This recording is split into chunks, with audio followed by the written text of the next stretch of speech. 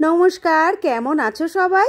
শিপ্রাস লাইফের আরেকটি নতুন ব্লগে তোমাদের সবাইকে স্বাগত জানাই। আজ সোমবার, সকাল এখন প্রায় 9টা সাড়ে 9টার মতো বাজে। সকালবেলা থেকে উঠে টুকটাক কাজকর্ম সমস্তটাই সারা হয়ে গেছে।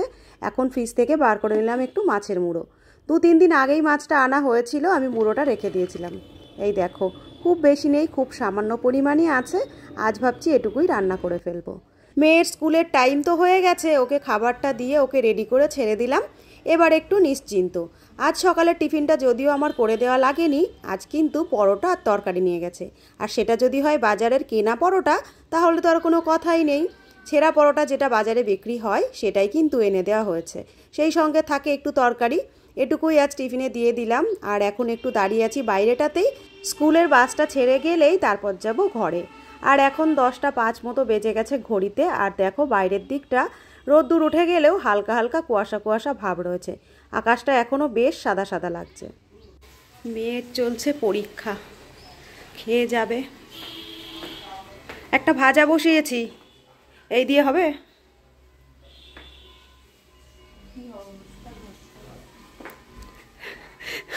ঘরটার কি অবস্থা তাহলে? ঘরটা গোছাসনি কেন?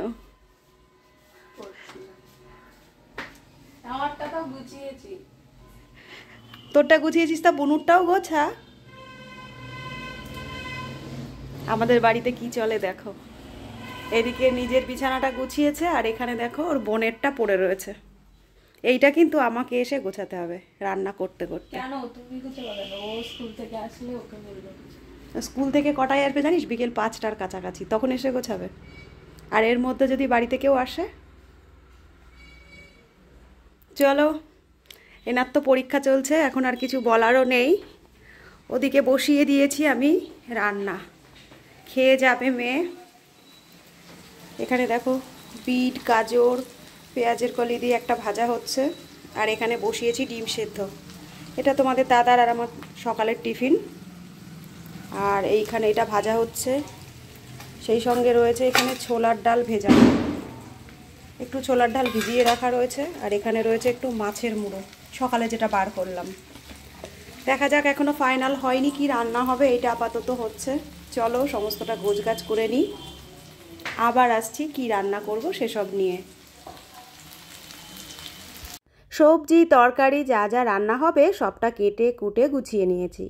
আজ হবে চাল কুমড়ো দিয়ে মাছের মাথা দিয়ে, আর সেই সঙ্গে হবে এখানে ছোলার ডালটা আমি বেটে নিয়েছি। এই ছোলার ডালেরই একটা নতুন ধরনের রেসিপি। জানুয়ারি মাস পড়তেই দিদির মেয়ের ছিল জন্মদিন 2 তারিখে। সেদিনই গেছিলাম বাপের বাড়িতে। আর বাপের বাড়ি থেকে আসার সময় দিদি দিয়ে দিয়েছিল বাড়ির থেকে একটা চাল কুমড়ো। আজ বেশ কয়েকদিন হয়ে গেল ঘরে চাল কুমড়োটা পড়ে রয়েছে, রান্না করা হচ্ছে না। এদিন মাছের মুড়োটা দেখেই আমার মনে হয়েছে যে মাছের মুড়োটা দিয়েই আমি চাল কুমড়োটা করব। আজ তাই বার করে নিলাম, কেটে রেডিও করে নিলাম, রান্নাটা বসিয়ে দিচ্ছি। প্রথমেই ভালো করে মাছের মুড়োগুলো আমি ভেজে নিচ্ছি। এরপর একটু জিরে, তেজপাতা আর শুকনো লঙ্কা ফোড়ন দিয়ে বসিয়ে দেবো। আর আজ কিন্তু চাল কুমড়োর মধ্যে আমি আলু দেবো না, শুধুই মাছের মুড়োটা আর চাল কুমড়ো দিয়েই রান্না করব।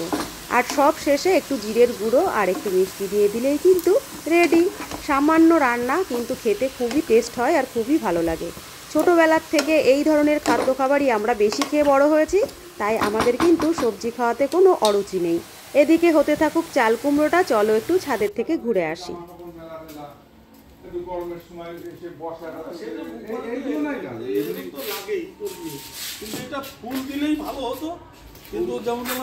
ওদিকে তো রান্নাটা হচ্ছে, আর আমি চলে এলাম একটুখানি ছাদে। তোমাদের দাদার সঙ্গে কথা বলছেন, এই হলো আমাদেরই পরিচিত এক দাদা হয়। ছাদে শেডটা দেওয়ার পরে উনি একটু এসেছেন দেখে একটু মতামত দিচ্ছেন নিজের মতো। আর আমি তো ছাদে একটু আসার সুযোগ পেলে কখনোই ছাড়ি না, কারণ শীতের সময় একটু ছাদে আসলে আর একটু রোদ মিষ্টি মিষ্টি গায়ে লাগলে বেশ ভালো লাগে। তো এই দাদার সঙ্গে একটু গল্পগুজব করলাম, করে আবার নিচে চলে এলাম। আর আজ রান্না হবে ছোলার ডাল দিয়ে একটা ডিমের বড়া, আর সেই বড়া করে কিন্তু একটু কারি মতো রান্না হবে। বেশ ঝাল ঝাল লাল লাল একটু কারি করব, সেই জন্য যা যা লাগবে আমি প্রথমেই মিশিয়ে নিচ্ছি। দিয়ে দিলাম 2টো ডিম, এরপরে দিয়ে দিলাম সামান্য পরিমাণ একটু বেসন। 2টো ডিম এখানে আমি দিয়েছি, আর ডিমটা দেওয়ার পরে একটু নরম নরম হয়ে গেছে। একটু বেসন না দিলে বেশ টাইট টাইট হবে না, সেই কারণে আমি যেটুকু পরিমাণ লাগলো দিলাম। আবার যদি মাখতে মাখতে মনে করি দিতে হবে আর একটু বেসন দিয়ে দেবো। তারপর দিয়ে দিয়েছি গুঁড়ো মশলা যা যা লাগবে, লঙ্কা গুঁড়ো, জিরে গুঁড়ো, ধনে গুঁড়ো, গরম মশলার গুঁড়ো, লবণ, হলুদ, সঙ্গে ছিল বেশ খানিকটা পরিমাণ পেঁয়াজ কুচি। খুব ভালো করে মাখিয়ে নিয়েছি। এবার একে একে বড়াগুলো আমি ভেজে নেব। আর বড়াগুলো দেখো আমি দিয়ে হাত দিয়ে ঠেসে ঠেসে দিচ্ছি যাতে একটুখানি ছড়ানো হয় আর বেশ বড় বড় হয়। আর দুটো পিঠ ভালো করে নেড়ে চেড়ে লাল লাল করে ভেজে নিয়ে নামিয়ে নেব। ডালের পরিমাণটা ছিল বেশ অনেকটা, তার মধ্যে আবার দিয়ে দিয়েছিলাম দুটো ডিম, সেই সঙ্গে দিয়েছিলাম বেসন। সেই কারণে কিন্তু ব্যাটার যেটা বানানো হয়েছিল বেশ অনেকটা ছিল। প্রথমে একবার বড়া তো আমি বেশ কয়েকটা ভেজে নিলাম, এখনও দেখো অনেকটা পরিমাণ ডাল বাটা রয়েছে, এটুকুও আমি একে একে করে সব ভেজে নেব। তারপরে রান্নাটা করব। পেঁয়াজের পরিমাণটা যতটা তোমরা বেশি দেবে এই রান্নাটার টেস্টটা কিন্তু তত বেশি হবে। আর তাছাড়া এই ডালের বড়া জাতীয় খাবারগুলোতে পেঁয়াজের পরিমাণটা যত বেশি হবে খেতেও কিন্তু তত বেশি টেস্ট হবে। ফোড়নে এবার আমি দিয়ে দিলাম গোটা জিরে, সেই সঙ্গে দুটো তিনটে তেজপাতা আর একটা শুকনো লঙ্কা।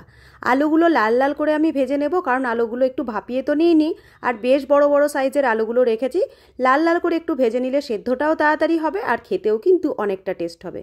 আলুটা তো খুব ভালো করে ভাজা হয়ে গেছে, একটা পাশ করে মাঝখানটায় ফাঁকা করে দিয়ে দিলাম পেঁয়াজ কুচিগুলো।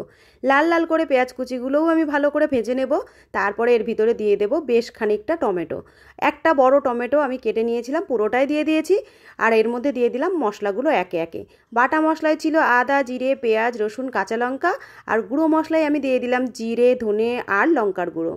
এবারে ভালো করে কষিয়ে নিলাম, আর কষাটা দেখো প্রায় হয়ে গেছে। এবারে আমি দিয়ে দেবো এর ভিতরে পরিমাণ মতো গরম জল। আলুগুলো আমি যা ভেজেছি তাতে করে 50%-এর বেশি সেদ্ধ হয়ে গেছে। বাকিটা সেদ্ধ হয়ে যাওয়ার আগেই কিন্তু একটু ঢাকা দিয়ে দেবো, আর কিছুক্ষণ পরে ঢাকা খুলে দিয়ে দেবো লবণ। তোমরা হয়তো এতক্ষণ ধরে দেখেছো রান্নাটার মধ্যে আমি সমস্ত কিছুই দিয়েছি, লবণ দিইনি। লবণটা আমি দিয়ে দিলাম। আর এই দেখো বড়া যেগুলো আমি করেছিলাম কতটা পরিমাণ বড়া হয়েছে। ওদিকে বড়ার ঝোলটা হচ্ছে আর এদিকে হচ্ছে গরম গরম ভাত।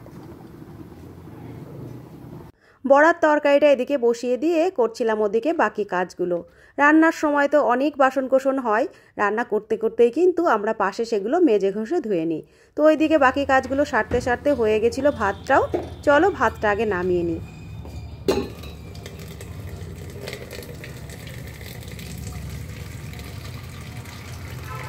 ওদিকে ভাতটা নামিয়ে নিতে নিতেই কিন্তু এদিকে বড়ার তরকারিটাও প্রায় আমার হয়ে এসেছে। 5 মিনিট ধরে আমি বড়াটা একটু সেদ্ধ করে নিলাম। এবার দিয়ে দিলাম গরম মশলা। এর থেকে বেশি সময় যদি আমি জাল দিই তরকারিটা, তাহলে হয়তো বড়াগুলো সব ভেঙে যাবে আর এরকম গোটা গোটাও থাকবে না। তো গোটা গোটা সমস্ত বড়াগুলো রয়েছে তোমরা তো দেখলেই, আর আলুগুলোও কিন্তু খুব সুন্দর গলে গেছে। এবারে চলো ফাইনাল বড়ার তরকারিটা কেমন হলো তোমাদের একটু দেখিয়ে দিই। বড়ার তরকারিটা শেষে তোমরা মনে করলে একটু ঘি দিতে পারো। আমি কিন্তু তোমাদের আড়ালেই একটু ঘি দিয়ে দিয়েছিলাম, সেটা কিন্তু আর দেখানো হয়নি। সেই কারণে বলে দিলাম, যাদের পছন্দ হয় তারা কিন্তু এর ভিতরে একটু ঘিও ব্যবহার করতে পারো। রান্নাটা তো পুরো কমপ্লিট হয়ে গেছে। আর আজকে রান্না কি কি হয়েছে চলো দেখাই। এখানে রয়েছে দেখো বিট, গাজর আর পেঁয়াজ কলি দিয়ে একটা ভাজা, আর সেই সঙ্গে রয়েছে মাছের মুড়ো দিয়ে চাল কুমড়োর ঘন্ট। সকালেই তোমাদের দেখিয়েছিলাম যে মাছের মুড়োটা, সেটা দিয়েই কিন্তু এই চাল কুমড়োর ঘন্টটা করে নিয়েছি। বাবা আর মেয়ে এখানে ডিম ভাজা চলছে, তেল আলাদা রাখা আছে ড্রামে। মেয়ে ভাত খাবে, স্কুল থেকে এসেছে, ওতে আর তেল নেই।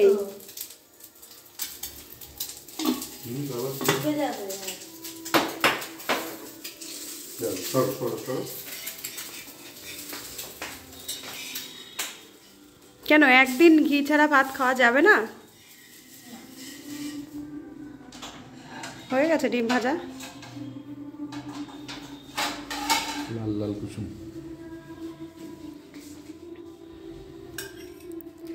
চারিদিকে যা গান চলছে। আজকে সকাল থেকে সারাটা দিন কি করলাম এই ছোট্ট ব্লগের মধ্যে তোমাদের সঙ্গে শেয়ার করলাম। এখন সময় হয়ে গেছে বিকেল 5টা, মেয়ে স্কুল থেকে এসেছে, ওর খাওয়ার টাইমও হয়ে গেছে, দেবো খেতে। তো আজকের এই ছোট্ট ব্লগটা এখানেই শেষ করলাম। আবার দেখা হচ্ছে খুব তাড়াতাড়ি নতুন আরেকটি ব্লগের সঙ্গে। সবাই ভালো থেকো, সুস্থ থেকো, সাবধানে থেকো।